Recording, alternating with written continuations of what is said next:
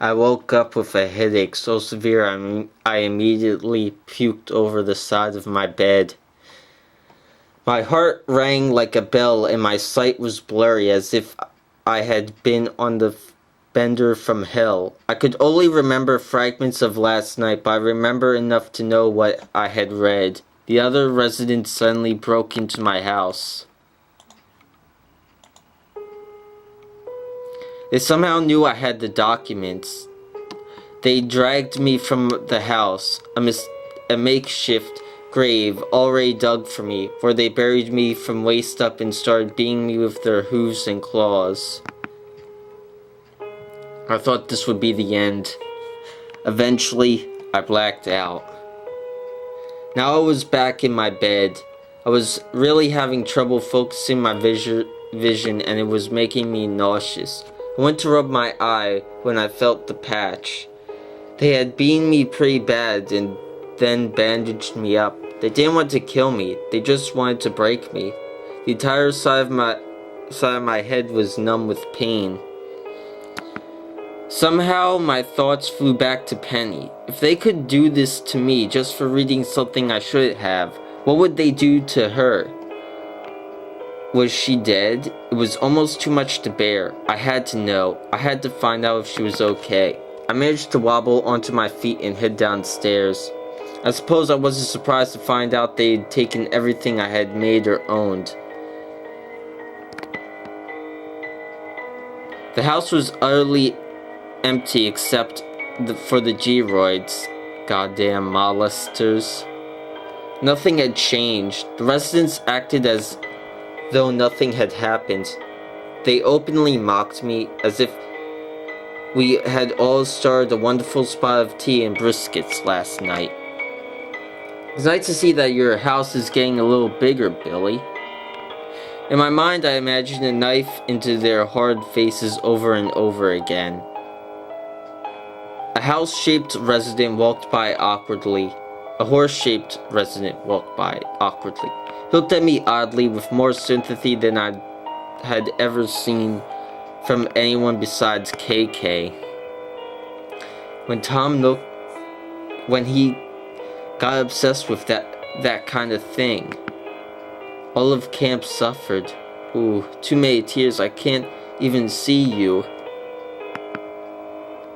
I just can't even talk about what happened right now, Tenderfoot. I felt like shit, but I don't think he was apologizing for a beating. What did he mean about Nook being obsessed with that kind of thing? Did he mean the part where Nook fucking eats you? Suddenly a new kind of numbness started to set in and I realized I wasn't just emotional. I couldn't feel my left eye. I poked my patch and it depressed. Too much. They took my eye. They took my fucking eye. A month ago, I would have cried until I was spent. I would have run to my bed and pulled the covers over my head and prayed for a quick death. This was just Nook's way of saying I had seen too much, but I was beyond afraid. I felt nothing. A dozen seashell letters were sent over the wall in the next few days where they must have started to pile up. There wasn't much else I could do. I had fallen into a terrible state of apathy. Nothing mattered. My existence was pointless. I would never escape, and one day my amputations would be nothing more than being shot out of Tom Nook's ass. The only thing that kept me going was the hope that Penny was still alive. I would spend all my time staring east in a cataratic state, as if Penny was going about her daily business, preparing a balloon with a smile on her face, anxiously awaiting a reply. I knew that wasn't the reality of it. At the very least, she would be locked up and under constant supervision. But a glimmer of hope crossed my mind. Maybe it's too important to Nook that we cross over. Maybe he wouldn't kill his victims because he needs us more than we need him.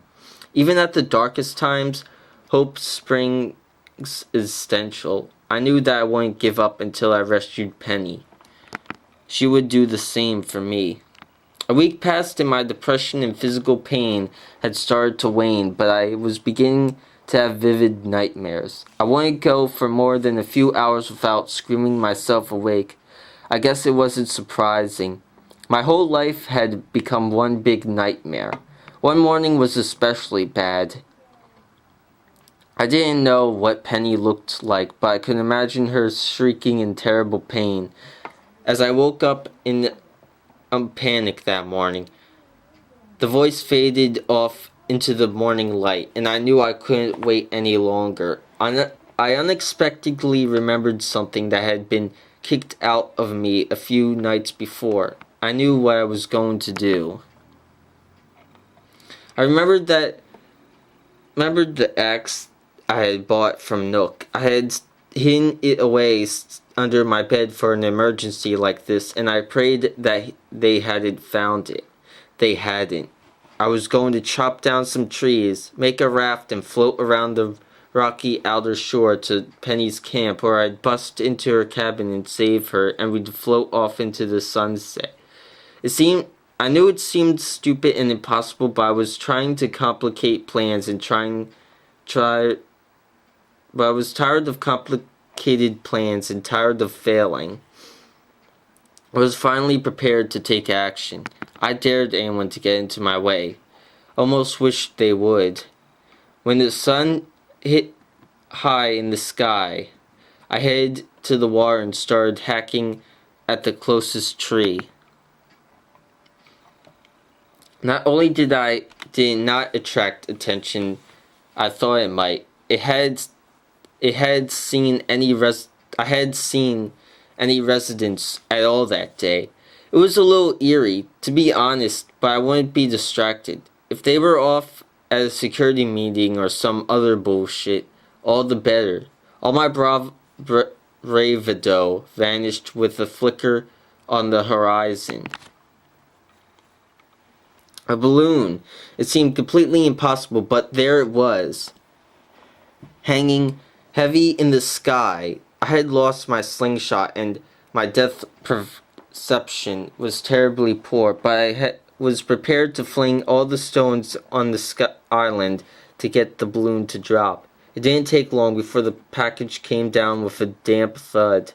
I threw away the wrapping paper to find the usual battered envelope. She had always written to me with a particular flowery stationery. This wasn't it. Dear Billy, I've been a bad girl. You probably think that I'm innocent, but I'm not. I will tell you why. I screamed for 3 days, and they took my tongue. I threw bottles to the sea, and they took my arm. But worst of all, I stole what was not mine, and I lied about it. So you see, I am not so innocent. I hope that you will make better choices, Billy. I've sent you my last gift. I don't need you anymore. What the fuck? My hand instinctively to the box where I began to tug at the lid. I stopped. Something was wrong with this box. It had slumped to the side, and the wrapping paper on the bottom half looked moist like a fast food bag holding a greasy hamburger. My gut screamed full force to leave the package where it lay. Walk away. In my head I shrieked, "Don't open it, don't open it." And it clawed at my brain like fingernails on a chalkboard. I saw my hand reach towards the lid as though I had no control over my muscles. The lid fell to the side.